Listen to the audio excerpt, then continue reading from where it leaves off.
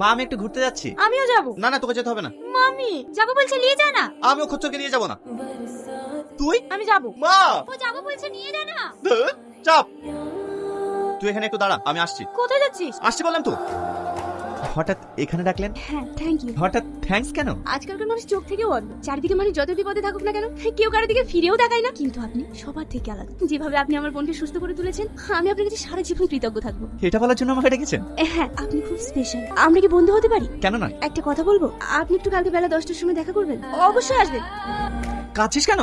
কেউ কিছু বলেছে? না তানভীর, তুই আমাকে একটু সত্যি কথা বলবি, তুই ওই মেয়েটাকে ভালোবাসিস? না, আরে ও আমার ভালো একটা বন্ধু, জাস্ট 2 দিনের পরিচয়। কিন্তু তুই কাঁদছিস কেন? দেখ তানভীর, আমি তোকে ছাড়া কিচ্ছু বুঝি না। তাতে তুই আমি খরচা বল, পাগলি বল, যা খুশি বল, কিন্তু তুই এমন কোনো কাজ করিস না যাতে আমি কষ্ট পাই। দেখ মারিয়া, আমি তোকে বোনের চোখে দেখি, আর আমি তোকে বিয়ে করতে পারবো না। তাছাড়া আমি ঘরে ঘরে বিয়ে হওয়াটা পছন্দ করি না। চারিদিকে যেভাবে ঘরে ঘরে বিয়ে হওয়ার পর অশান্তিটা দেখি, তাতে তুই আমার বোনই ঠিক আছিস। চাপ। তুই আমাকে যত ইগনোর করিস তানভীর, আমার বিশ্বাস তুইও আমাকে ভালোবাসিস। আর আমার ভালোবাসা একদিন তোকে সত্যিই নিজের করে নিবি। আর 14 ফেব্রুয়ারি ভ্যালেন্টাইন্স ডে, তোর ভালোবাসা পাওয়ার জন্য এই ফুল দিয়ে আবার তোকে নতুন করে প্রপোজ কর। মা আমি একটু আসছি। আমিও যাবো। আমি তোকে নিয়ে যাবো না। মামি যাবো বলছে, নিয়ে যা না। ও তো কদিনের জন্য বেড়াতে এসেছে। আয়। হাতে আবার ফুল কেন? এমনি। I love you. I love you so much. সবসময় ছেলেরাই প্রপোজ করে, আজ আমি মেয়ে হয়ে তোমাকে প্রপোজ করলাম, তুমি আমায় প্রপোজ করবে না? মারিয়া তোর ফুলটা দে তো। হ্যাঁ। I love you Sharmin. এভাবে না, সবার সামনে চিৎকার করে বলো। I love you, Shalmin. Love you so much, baby.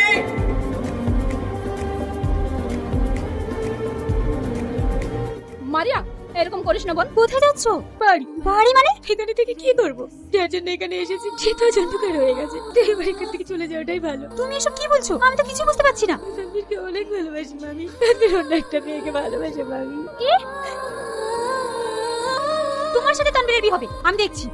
দাঁড়া, এসব কি শুনছি? তুই নাকি অন্য কাউকে ভালোবাসিস? তাহলে তোর কাছে আমাদের কোনো কথার দাম নেই, তাই তো? তুই তো খুব ভালো করে জানিস আমাদের ফ্যামিলি থেকে তোদের বিয়ে ঠিক হয়ে আছে। তাহলে এই মাঝখানে অন্য বিয়ে আসছে কেন? মা আমি তোমাদেরকে কতবার বলবো, আমি মারিয়াকে বোন ছেড়ে কিছু ভাবিনি। দেখো মা, তোমরা যদি এই বিয়ে জোর করে দাও, আমি কোনোদিনই সুখী হতে পারবো না। তোমাদের আমি সব কথা শুনবো, কিন্তু এই বিয়েটা আমাকে জোর করো। শুনেছো তোমার ছেলে কি বলছে? শুনেছো? আমি সব শুনছি। আমি ওকে কি বলবো বলো? ছেলে যদি নেশা করে তাকে বোঝানো যায় তুমি এগুলো করো না, ওটা শরীরের পক্ষে ক্ষতিকারক। ছেলে যদি চুরি করে, ডাকাতি করে, তাকে নিষেধ করে বোঝানো যায় তুমি ওগুলো ছেড়ে দাও, তোমাকে সমাজ খারাপ চোখে দেখবে। কিন্তু ও যাকে ভালোবাসে তাকে আমি কিভাবে বলে যেতে বলি বলো? দেখো হাসিনা, আমরা হয়তো জোর করলে ও মারিয়াকে বিয়ে করবে, কিন্তু একটা কথা কি জানো, মারিয়ার সাথে কোনোদিনই সুখী হতে পারবে না। হয়তো মারিয়ার সঙ্গে সংসারও করবে, কিন্তু ওর মনের কবরটা আমরা হয়তো দিয়ে দেবো। তাই এই ব্যাপারে আমাকে কিছু বলতে বলো না। আর তোমাকে বলছি, মেয়েটাকে যেহেতু ভালোবেসেছো, ওই রাস্তাঘাটে প্রেম ভালোবাসা আমি পছন্দ করি না। আমি আজ ওই মেয়ের বাবার সঙ্গে কথা বলছি, অল্প দিনই তোমাদের বিয়ে দিয়ে দেবো। মারিয়া তোমাকে কোথাও যেতে হবে, তুমি ঘরে যাও। ঘরে যাও।